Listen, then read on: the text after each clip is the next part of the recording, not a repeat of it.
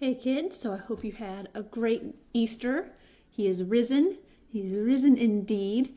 And we have a lot of fun things planned for our little girl who's almost 2 years old. And can't wait till she gets old enough that she's actually going to remember Easter. But anyway, I hope you guys had some memorable times at home with your family. So week 3. We are still on the principle of rhythm. And this week, I just want to kind of do a little bit of review. I've kind of made some extra examples just to clarify some things. So in this little document that I had last week, does it look backwards? Maybe it's just because I have the thing on reverse. Anyway, so rhythm is a visual pattern.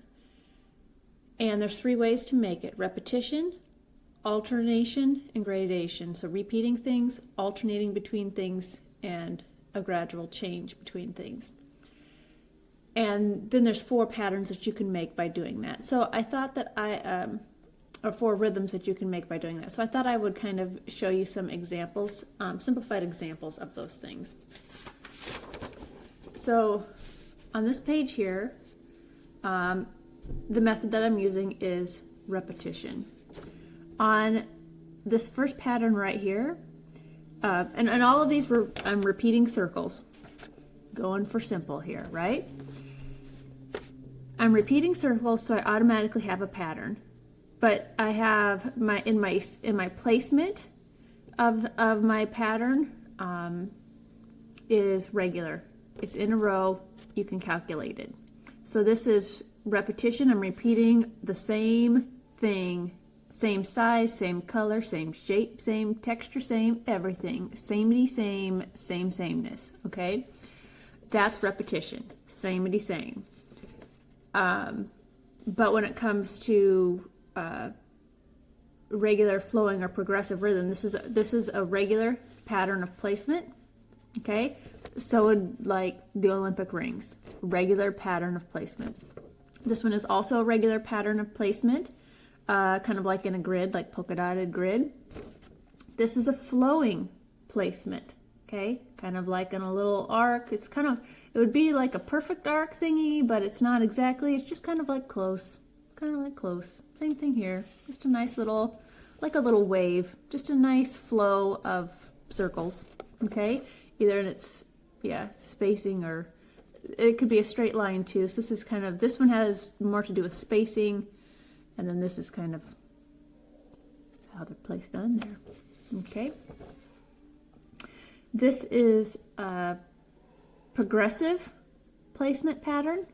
See how the circles are closer together and then they start getting placed further and further apart. So that is a progressing placement pattern. Still repetition, repeating circles, same things that we're repeating. It's just the placement is progressive. Okay. Here we have random placement of our same circles. Okay. We have repetition, all same circles. All right. That's how we're making our pattern, is repeating our same circles. But the different types of patterns are the different placements. Okay, different placements of it. Okay, so in this example, we are making rhythm by alternating between 2 things. Alternating between opposites of an element. Okay, so in this first one, we are alternating shapes between a man-made shape and an organic shape, a geometric shape and an organic shape. I just chose flowers because it was a similar shape, but it's organic versus geometric shape. That's what we're alternating between. And so that is how I made a rhythm. The type of rhythm that I made is regular. We are regularly switching between the 2. Very regular. You can calculate it, where the next one is going to be, what the next one is going to be. Okay.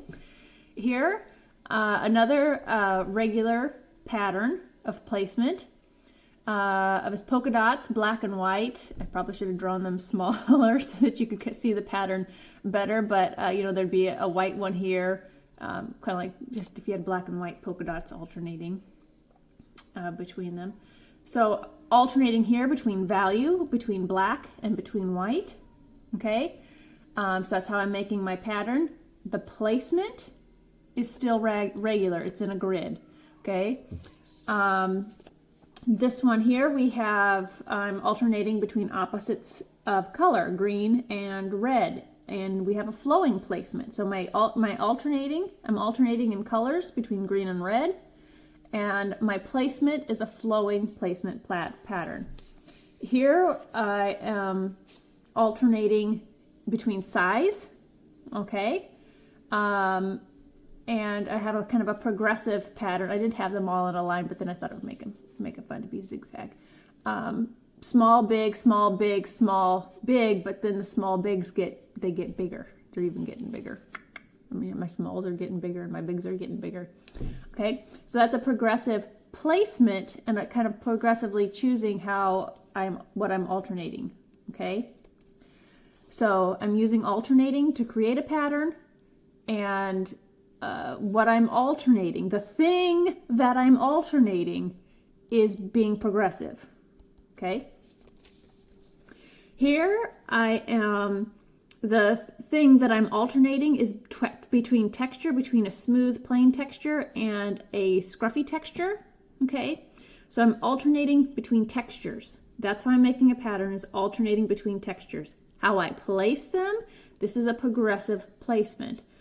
Things are getting close, they're closer and they're getting further apart. Okay, so it is a progressive placement, a progressive pattern, okay, that I am making through alternation, between alternating. Here I'm alternating between line types, a solid bold line type, and a stippling light line type, and my placement is random, okay? Random placement. So this is a random pattern that I created by alternating two different elements, okay?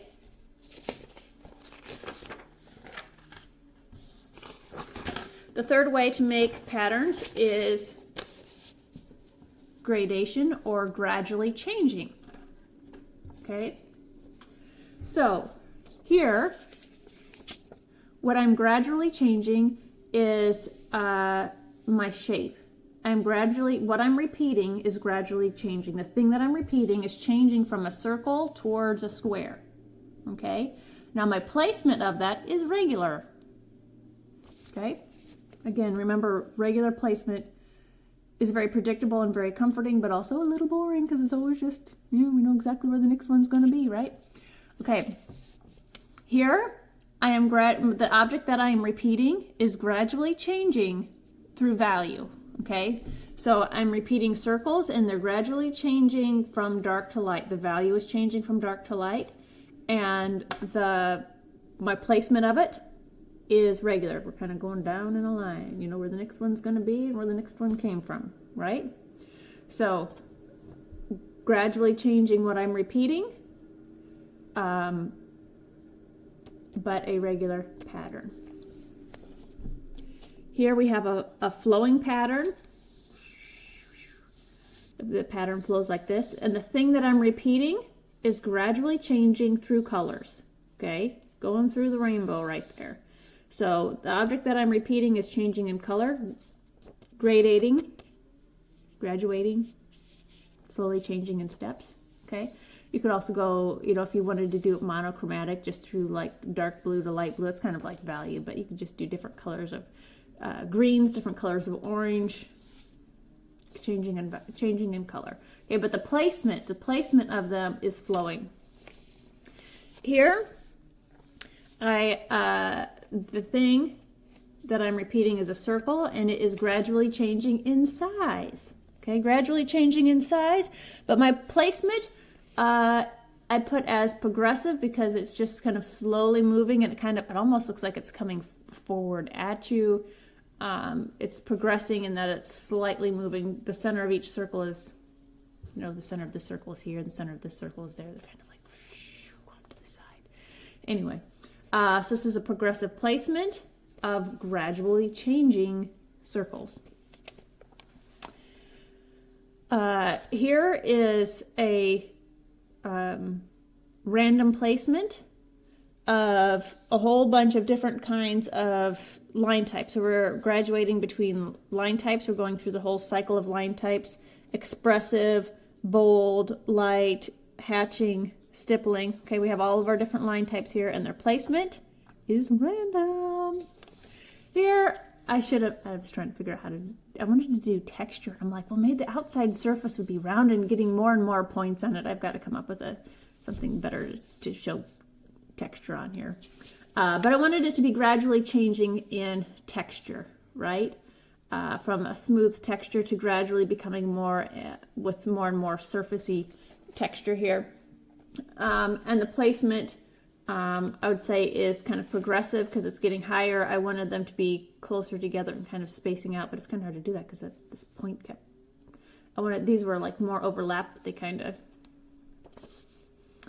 wanted them to be further spaced out. And also kind of raising up, kind of progressing in height up through the page. Okay, so this is, again, using gradation. I've made patterns here. The thing that I'm repeating is slowly changing, okay? And my placements of these slowly changing objects are regular, flowing, progressive, or random.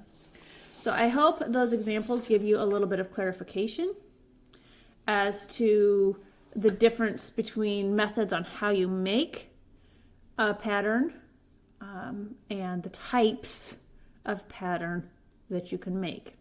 Okay, so that was just in general review because I know last week was a whole lot of information, and I just wanted to clarify it. This week's assignment, we're going to spend, actually I should say, the project that we're going to do with rhythm, we're going to, the way that I'm going to set it up is that it will take 2 weeks to do.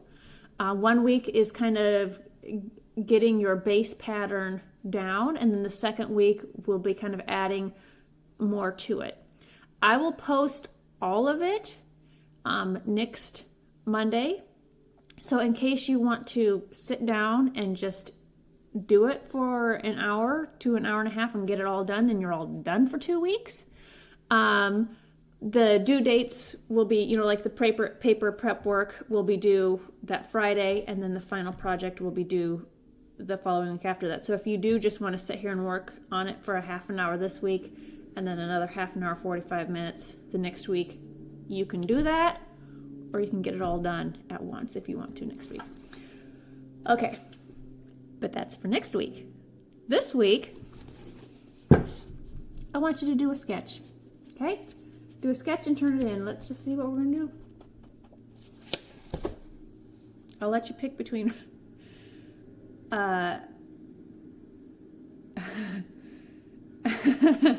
okay. These are great. Okay. A face full of character, an ugly duckling, the Leaning Tower of Pisa. If you want to have somebody there trying to hold it up, that's up to you.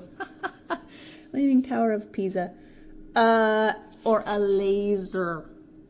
Or a laser. Okay? So you can choose one of those 4 things and do a sketch and take a photo of that and either upload it to Google Classroom or email it to me. I'll just repeat those 4 again.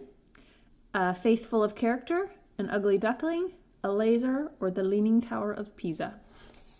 Okay? And I'll see you guys next week.